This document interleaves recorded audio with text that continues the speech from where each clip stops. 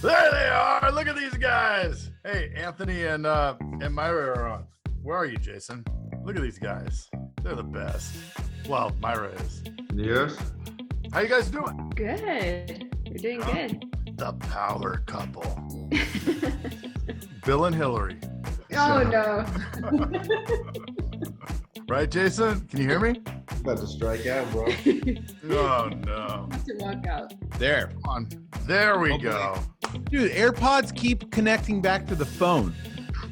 The damn things. The Aguilar team.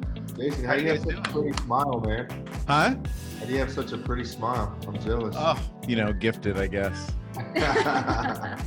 Look at that back wall. Now, I know you two are a little bit younger, so you may not recognize some of the stuff back there, but have you any of that resonate?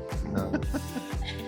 I know you've heard of Nintendo. I'm old. Oh, does he have Nintendo? Let's see. On the far left, yeah. See Boom. that? Boom. Like Bernie Sanders left? No Bernie Sanders. No way, man. Nope. How are you guys doing? We're doing good. That's awesome. So I love that we got the team. Yeah. The Team Aguilar. TA. TA.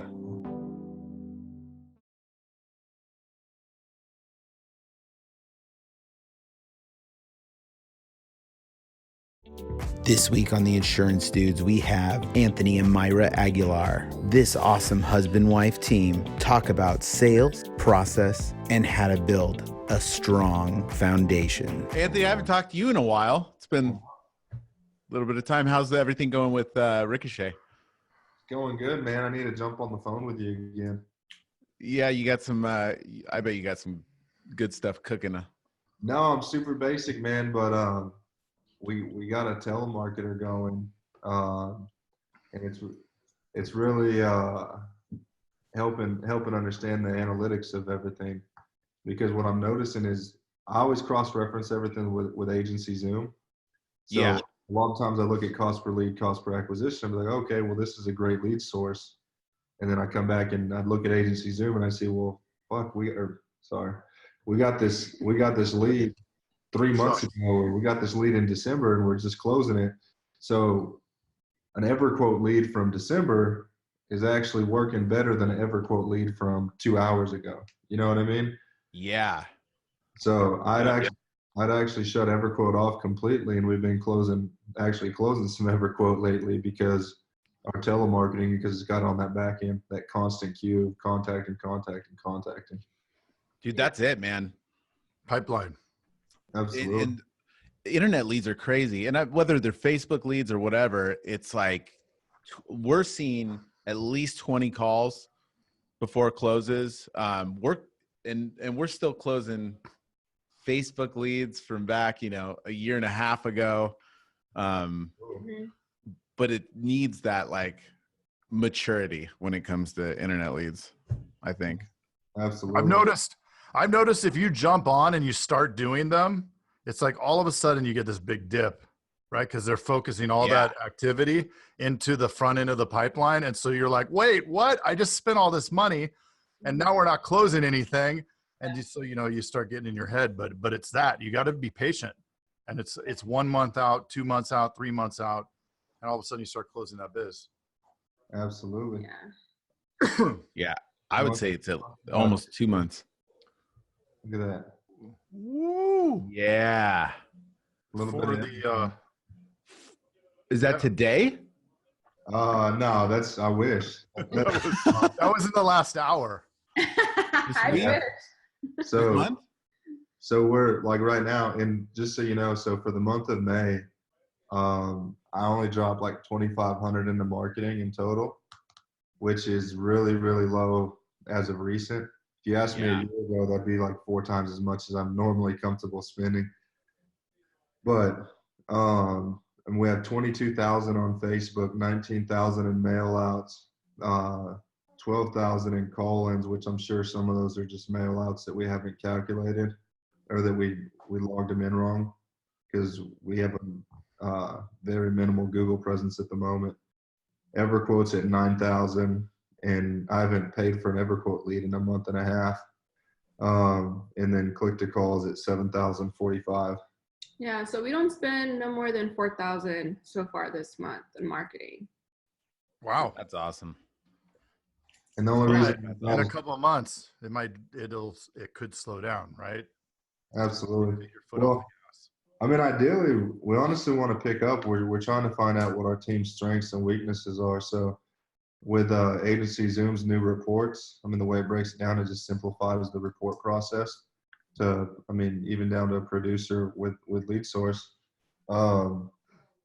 So we've been kind of, I'd say, taking it. We've been spending more than we usually do, but we've been, I'd say, perfecting the process because, I mean, there was months that we spent $10,000 or $12,000, which is way out of my comfort zone, and hit 120,000 or so, which is not where we want to be if we're spending $10,000. But I'm at the point. I mean, she said we're at $4,000 for this month, and that's just because we dropped some mail outs the other day. So it's just fine tuning. I mean, we have a lot bigger team than we've had before. We're at 5 LSPs, and we're used to having 2 to 3 LSPs max. You know what I mean? Yeah. The scaling's crazy, huh? When you're used to like small team, you can really hone in all these details. Once you start scaling, it's very easy to spin out of control. Absolutely. Right, yeah. We did that here and we got a whole new batch of LSPs that are now rocking. But I realized after that first batch that, hey, I got to really spend some time and we got to, build this thing correctly. Absolutely. No, I definitely agree. It's a learning process, huh? Mm-hmm. So let's go back to the beginning. We just jumped right into it. Anthony and Myra, tell us a little bit about your background. Where did you come from before insurance? I'll go and let you talk. Well, I used to work at USA for 4.5 years. I said before insurance. Oh, before insurance? We're both from Clint, Texas. So it's by in El Paso, the farm area. And we actually went to the same high school together. No way. Is that when you started dating? No, not at all. We knew each other, but we never talked to each other. She's class of 06. I'm class of 08. Ah. 2 years older than him. Now I'm 29 and have no class. He said he was scared to talk to me in high school. I didn't want to break her heart at such a young age. Nice. So then how did let's start there and just take me through to now. You want a quick rundown on from the beginning to now? Yeah. All right. So basically the way we started off, we both went to the same high school, elementary and middle school. I mean, the town that we grew up in, 2,000 people on the high end? Mm-hmm. And I mean, Wow. that's on the high end, yeah. So she moved out to San Antonio in 2006. Yeah, the same year I graduated. Yeah, I moved out in 2010, and we had lunch. Her twin sister and one of my best friends from Clint up here, like early on in 2010, right after I first moved up here. And nothing really became of it at that point in time. It was just, I mean, we just had lunch as all as friends because they were a lot closer friends than, I mean, I was probably not even a conversation, to be honest. I was just there hoping to have dinner with a hot chick. But believe it or not, I mean, Craig, I mean, both of y'all know, I mean, how much Facebook means to me, my career and my job at this time, but it also means a lot to our relationship. So, have y'all ever heard of Smash Burger, the restaurant or burger joint? They have it in think Tucson. so. Yeah. So I mean, I don't know if you guys remember, but smashing was a big term for hooking up back in the day. Yes. One of my friends was commenting that he had Smash Burger. With me, a typical dude, I was like, well, smashing a burger can't be bad. And then Anthony. Myra chimed in and she's like, hey, Anthony, they have them here in San Antonio. We should go. And then I'm like, okay, this girl's invited me to go to Smash Burger. Of course I'm going to go. So she kind of initiated the initial invite to doing anything. Or I was like just being hanging out. nice. Poor guy didn't have any friends here. I'm just kidding. I have a ton of friends. So after she did that, I mean, I'm a closer, bro. So I followed up multiple times. Hey, when you want to do that, when are we going to go? Let's make it happen. And then, I mean, once you get in the door, it's like a game over. Yep. Was it the 15th time? 15th, 16th? How many calls did it take? Man, I had her on the dialer. I don't even remember. Right. Text, Internet email, leads. dial. But I mean, She no jumped in, joke. luckily. No She did. joke. I mean, ironically, I mean, it's the foundation of the initiation of our relationship and also of a lot of my business, or my business and now her business, because I sold my agency as of May 1st. Cool. So you guys got together, got married. I know you guys have a couple kids. So I want to know everything. Well, we did everything backwards.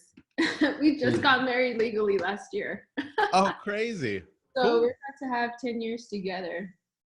10 Wow. years. Next Yeah. year. This will be 9. Oh, okay. Sorry, 9. I lost track of account. So what were you guys doing for work? And then how did you guys get into Allstate? Or I probably shouldn't say. Well, he started working at Insurance. USA. So I started at USA in 2010 as a seasonal support job, just between, well, it was supposed to be between summer and football starting, and ended up taking a full-time job there. And then in 2011, Myra and I were already dating. We started dating December 2010. In March of 2000, it was March, I think. April, like February, March, I referred her over to USA to work. She ended up getting hired. I got a little $500 bonus for referring her. But so we were both working at USA for, you worked there for 4 years? For 4.5 years. For 4.5 years. I worked there for 6 years. And then as far as getting introduced into the Allstate world, I was, one of my buddies was he was a teacher, and then he opened up an Allstate agency here in San Antonio. Oh, cool. And I was kind of talking through the insurance process and sales process. They're trying to help as much as I could. I mean, literally having a conversation with them every day about what we do in the financial centers and how that could translate into what he's doing in his day-to-day.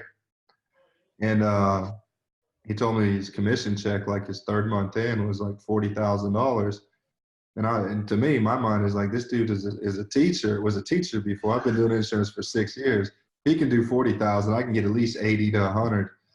You're like, I trained this. I made this happen. Exactly.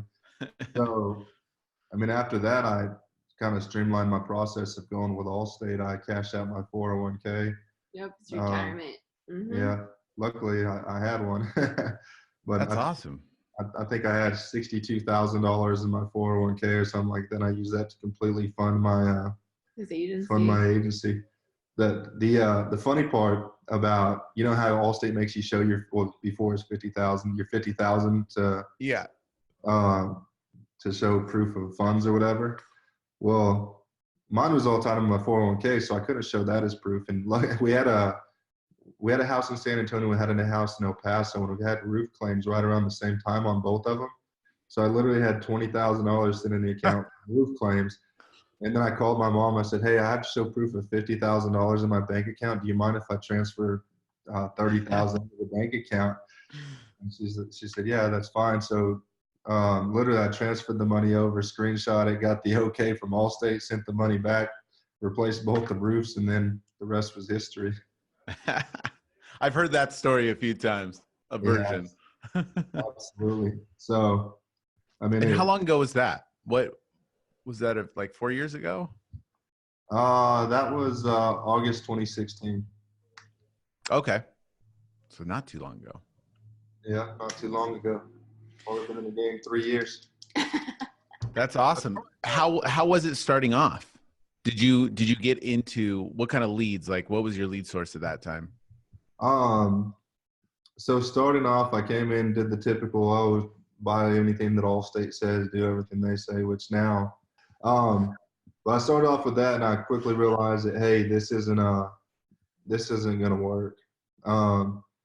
And I was buying Facebook leads at the time for $20 a piece. And Frank Jimenez had signed me up to say, hey man, I can, these same leads that you're buying for $20 a piece, I can teach you how to do it. And I think it was $2,500 at the time is what the course cost.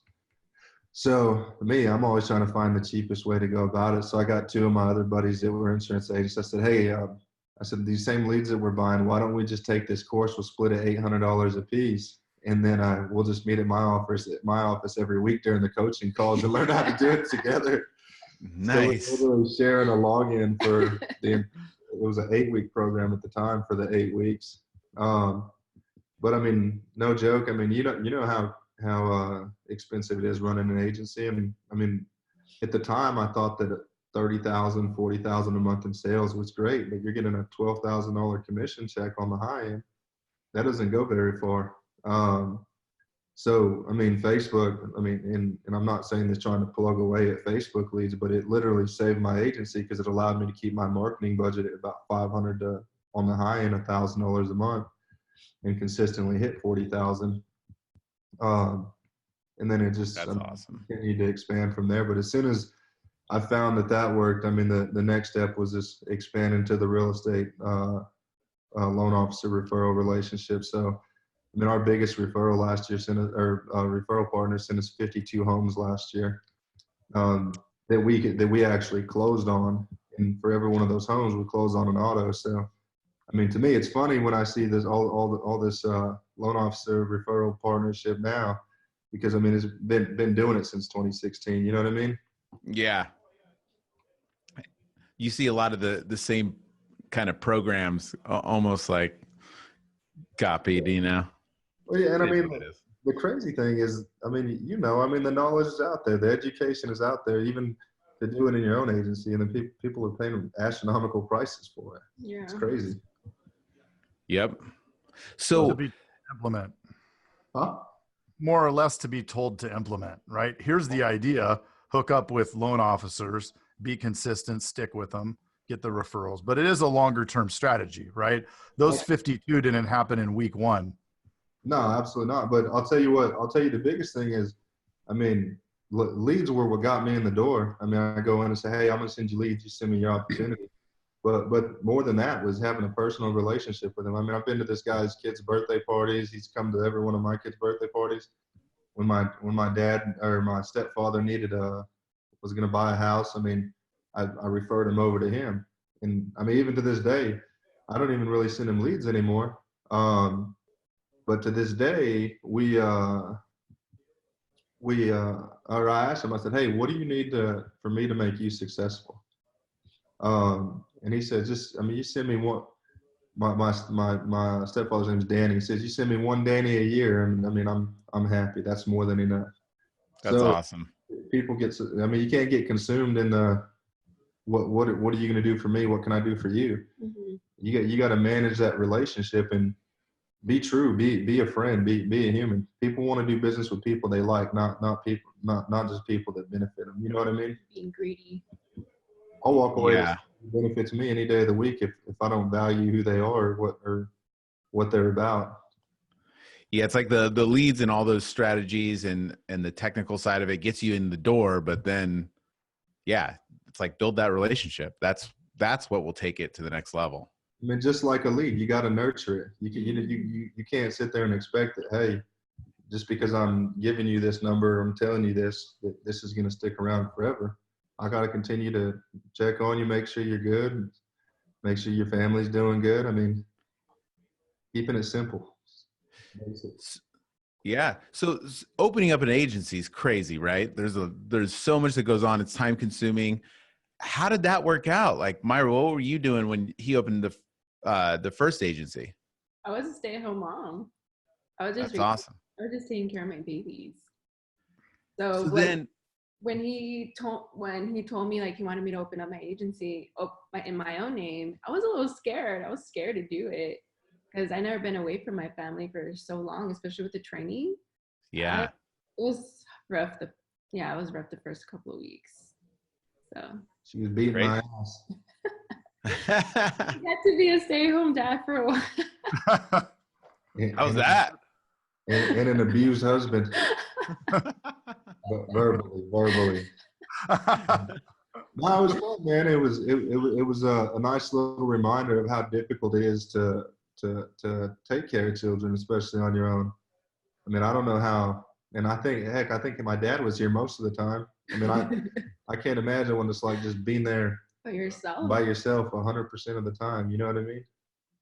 Oh, dude, I totally get it. My wife will take off. I have 3 kids and 1 on the way. My wife will take off, and I'm like awesome at first, handling everything, and then, dude, 2 hours into it, I'm like, oh my God, like, I don't know how. Women have a way harder job. Oh, absolutely. Yes, when I need a break, I go to agree. work. Yeah. I work overtime. Yep, that's funny. So, and how is it going now at Good. the new one? Rocking, huh? Yeah. Has anything? What did you learn from the first one, and how did you approach the second one differently? So she learned that I'm stubborn and hard-headed, and I like to do things one way. Exactly. Yeah. What I've learned is her input, whether I've been doing it for 3 years or not, is extremely valuable, and the diversity in thinking is huge. And when it comes to getting tasks done and getting things done, I mean, she's solid. I can say, hey, or anybody can say, hey, we need this, and it's done. Half the time it's already done before you even ask for it. So, I mean, I guess what I'm beginning to realize is she's probably a better agency owner than me. Well, and what makes you think that that's the case? I know you're somewhat joking, but you know, why would you say that? What's the difference? Because I know leads, I know CRMs, I know phone systems, I know that stuff. And I do know how to manage people, but I don't know how to celebrate small victories. I don't remember to say, hey, you're doing a great job, or we just had our best month. When we have our best month, I'm thinking, how do we get to the next 5,000 more? How do we get even higher? Like, Yeah. I can never sit there and enjoy that moment. And she's more about the people first, making sure that they're happy. I mean, you've seen our desk. I mean, we literally had 12 desks that cost like $3,600 from Costco. I mean, it was great. Well, I thought it was great, and they were nice. They go up and down, all that fun stuff.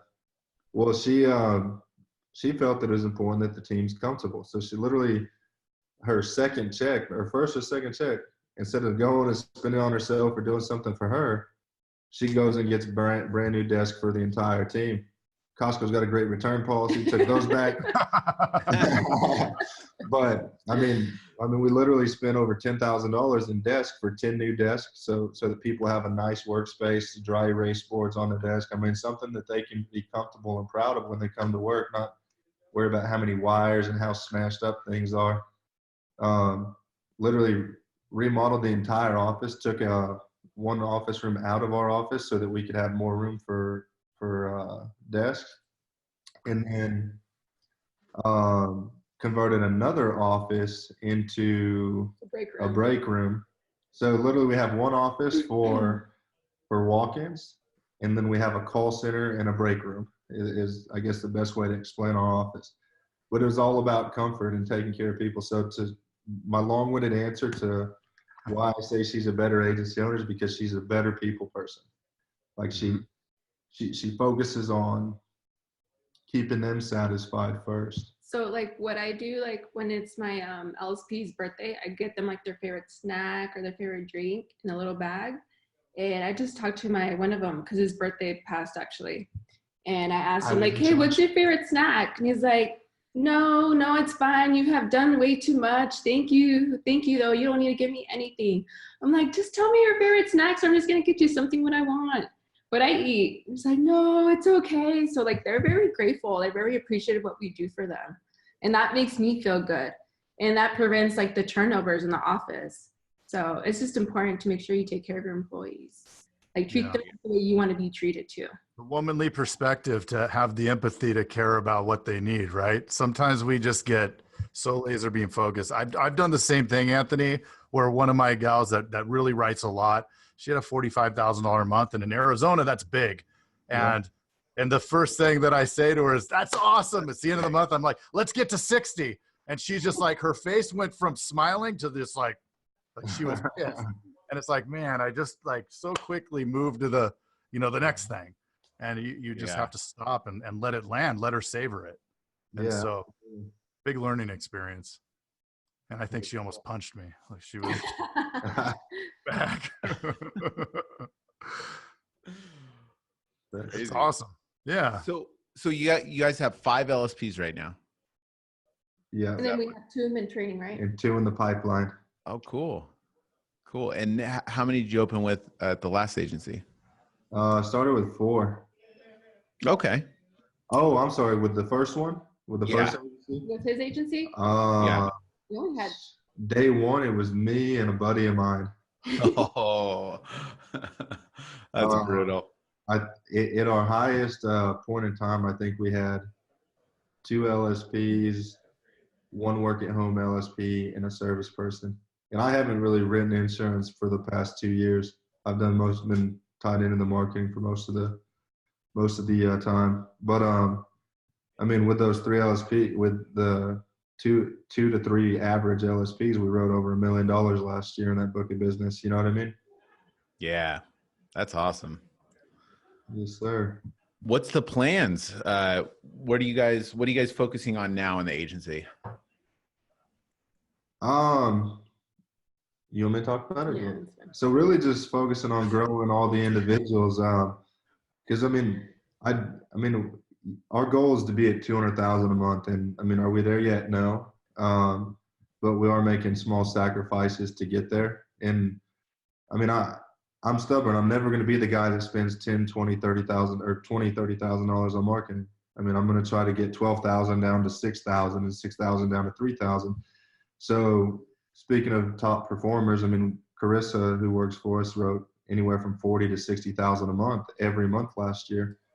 Wow.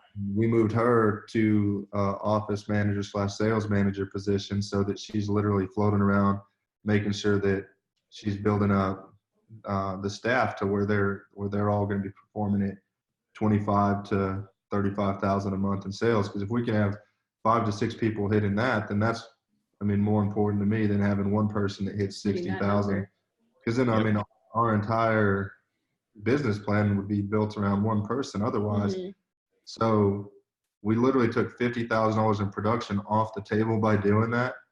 But we haven't necessarily lost production from a team perspective. Matter of fact, our top performer this month is literally in her 5th week of working for us with no prior insurance experience, and that's not working a prospect list. She moved from, you talked to her. She moved from Phoenix to San Antonio. Oh, yeah.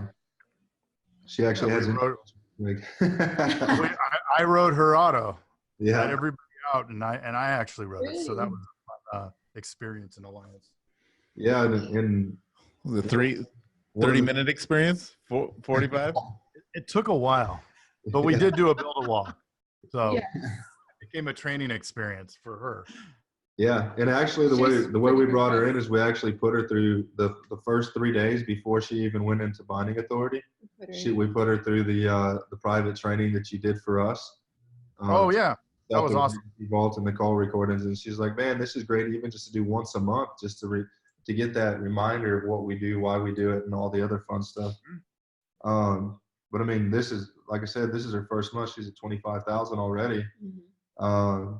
And I mean, I have no doubt she'll finish between 30 and 40, but it's nice to see somebody who came in to, I'd say, a fairly high performing team and is kicking all their asses. You know what I mean? Totally. So you need that sometimes to kind of stir the pot. Absolutely. I agree. I love it. I like it. It's awesome. That is awesome. How about you two? How often are both of you in the same spot? Or is it like you and Frank where we're not sure if there's Are you both there, and do you interact, or do you kind of how have you created I tell them what to do. 24/7. I make sure things are getting done. So you're just in there pointing the finger, say Anthony over here, Anthony over. Absolutely. I mean, honestly, we're trying to be hands off as much as possible with the team and specifically because we want our office manager to be able to embrace that role, be that point of contact, so we can be more of running the business. But she's really focusing on her 6 and 63 right now. So she goes in there a lot, and I mean, I'm in there a lot, but just because I'm physically there doesn't mean I'm mentally there all the time because I may be doing stuff for the tribe or lead geeks or something else. But physically in the office, I'm there a lot. Yeah, he's there more than I am. It's just it does help, even if you're not there to be the crutch for them. When they see you there, it creates a lot of buy-in too with the staff, right? If you're absentee, it's real easy for them to forget the things that we try to train them on too, or that we do train them on. Not try. You know what she wants once she gets done with her Series 6 and 63? Market and send live transfers into them. If that doesn't get a buy-in, I don't know what the hell will. Yeah. It's awesome. That's cool. So is it hard to manage home life with all this going on? I mean, that's selling an agency. That's time consuming. Opening a new one, training new people. I mean, that's not really. Before I opened this agency, I told Anthony my first priority are my kids. So if I need to take a day, if I can't be in the office to be with my kids because they're sick, I'm gonna go home. If I want to go to CrossFit, I'm gonna go to CrossFit. So it's easy. He makes it easy for me. So though I'm an LSP now, the nice part about it is, the team recognizes dual ownership. They understand, the fact of us being there and who all's involved. You know what I mean? It's not the agency owner's husband. It's not the agency owner's wife. No. It's the agency owners. Mm-hmm. And I think we have a solid foundation between the two of us and our office manager. I think we're in a really, really good place. The night I'd be comfortable to say, we could leave town for a month and the agency would still be performing at what it is. Right. And that's always been my goal, is to be able to know that that my business is going to work just as good with me or without me as it does with me. And if I'm the one calling all the shots, or she's the one calling all the shots all the time, it's not necessarily always going to be that way. So you got to count on your staff and build that trust throughout your team that, hey, expectation is still got to get the job done. Mm-hmm. And you've created that machine too, right? So it's more about the processes than it is about their personalities. You've eliminated those people that had the personalities that where you're constantly trying to mold them. And that's just like, you go crazy. Right. You can't slip away. Right. Absolutely. And it's always continuing to reevaluate that process as well. It's how do we get better? How do we get over that next step? And sometimes it's a matter of, it starts with us at the top and having some accountability. Yesterday I had a team meeting at 9:00, and the day before that I told them, I said, be here at 9:00, and if you're not here at 9:00, I'm locking you out. Well, there was a shit show for traffic, and literally 3 people were stuck in this traffic in 2 different directions. They got there at 9:02, 9:03, and the door was locked. I was serious. So did you send them home, or did you how did that work? I was gonna send them home, but the team was like, the team said, I said, look, I'll let you guys vote on it. If you want me to let them in, we can let them in, because I'm gonna have to have this meeting again anyway. So for me, it's prove the point, get them in the meeting, set the expectation. So I don't think some of them were taking me serious, but after that, I believe they all took me serious, because that's good.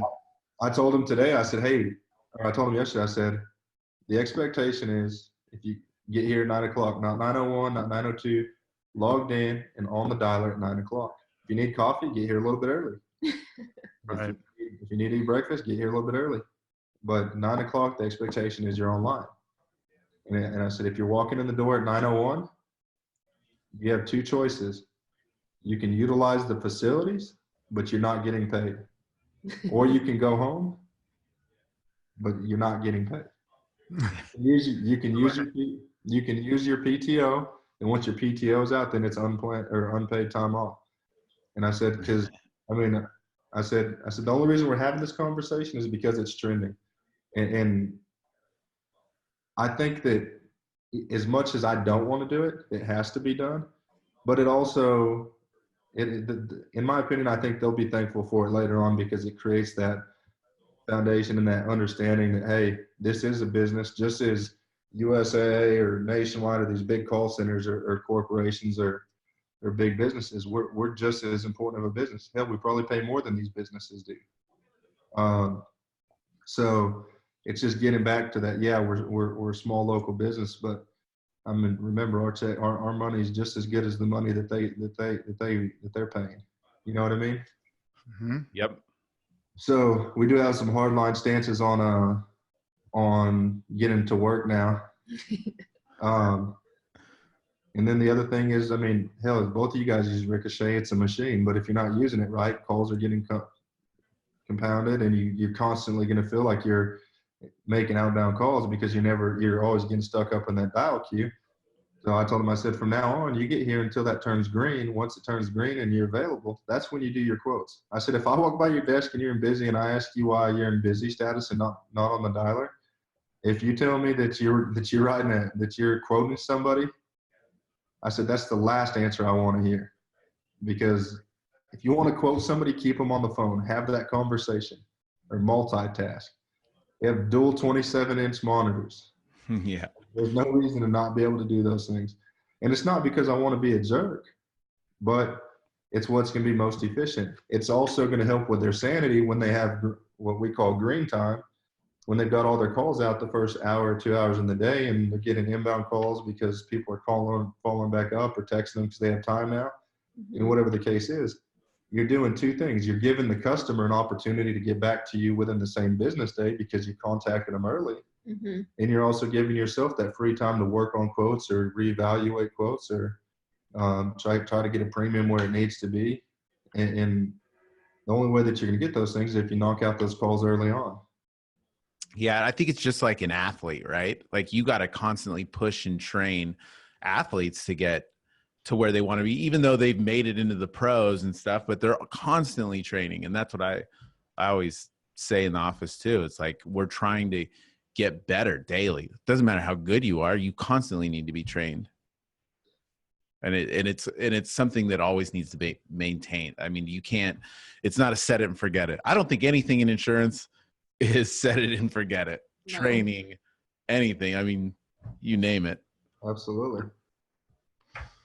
Well, cool. So what would you guys individually, what would be the one piece of advice you would give another Allstate agent that was struggling? Because a lot of people haven't invested in marketing or in what's really going on in the market and how to generate leads and everything else.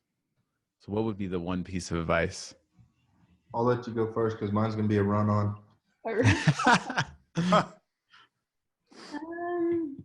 I would suggest, okay, so 3 things I cannot live without my agency. It's going to be the track. It's going to be agency fault because you have to train and coach your employees to get better.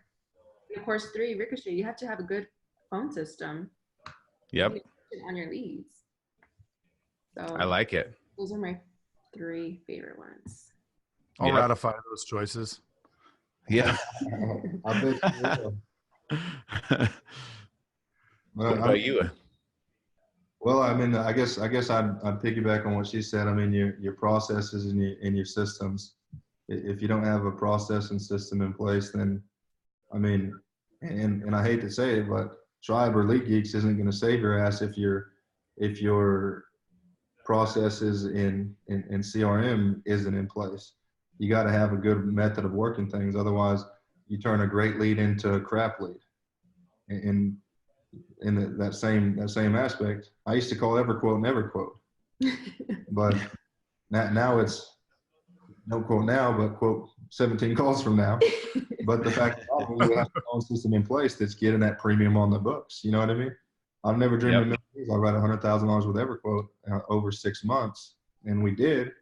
It wasn't easy and it was expensive, but we still did because we had the phone system in place and the processes behind that. And no BS, but Craig, when we were having 2 of the slowest months that we've ever had, with the biggest staff we've ever had, and I called Craig. It was actually Myra's idea.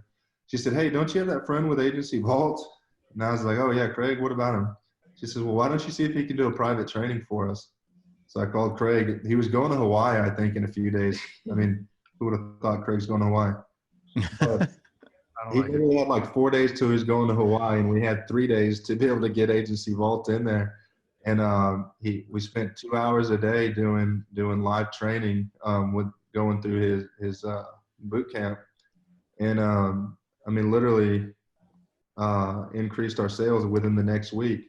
So I mean, we went from, we were probably hitting $5,000 to $10,000 in sales till we hit $30,000 the following week, and have been pretty consistent, hitting $20,000 to $30,000 a week after that.